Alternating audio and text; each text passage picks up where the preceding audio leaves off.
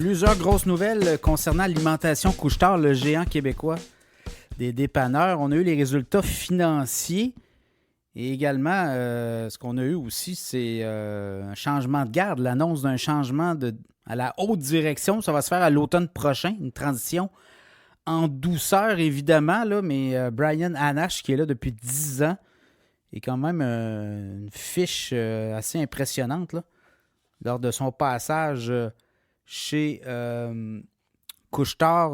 Quand même une augmentation du prix de l'action de 400%.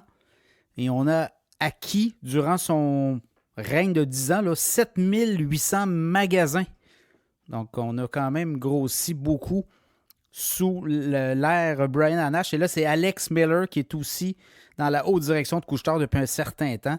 Ben, va s'amener comme PDG. Donc, il n'y a pas de changement radical d'approche. Les analystes qui regardent ça jugent d'un bon œil tout ça, ces changements-là. Évidemment, on va aussi pousser d'autres choses chez Couche-Tard. Et quand on regarde d'autres choses, ben, c'est surtout les profits. Là.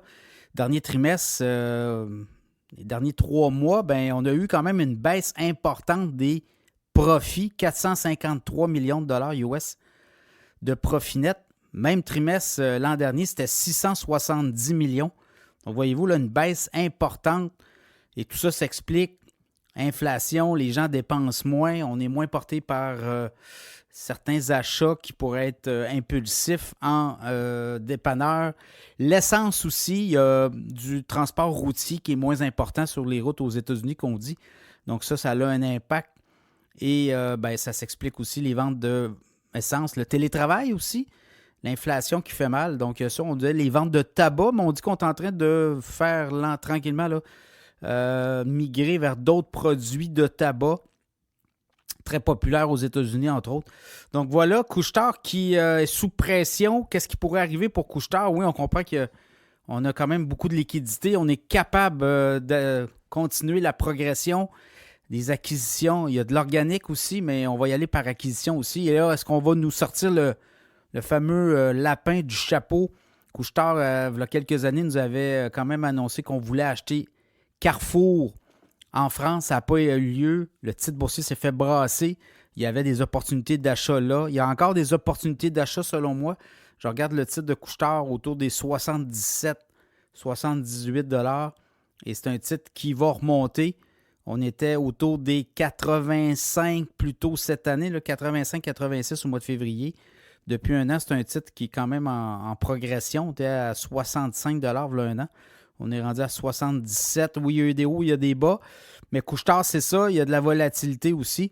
Donc, titre à surveiller. Je regarde les analystes. Il y a du 80, 90. Même certains peut-être voient même à 100 $. Mais c'est un titre que moi, personnellement, j'ai dans mon portefeuille depuis plusieurs années et je conserve ce titre-là. Je garde ce titre-là. Couche-Tard a tendance aussi à splitter autour des 80-85 $. Pourrait annoncer un split, pourrait son dividende aussi augmenter son dividende éventuellement aussi.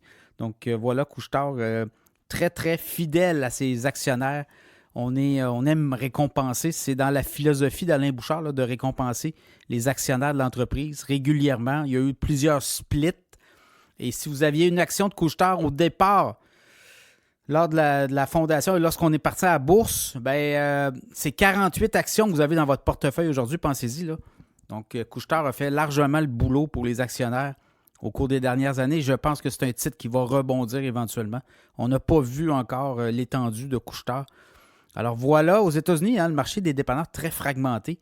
Donc voilà, Couche-Tard, l'inflation qui fait mal, changement de garde, beaucoup de nouvelles à digérer au cours des prochains trimestres pour le géant du dépanneur québécois.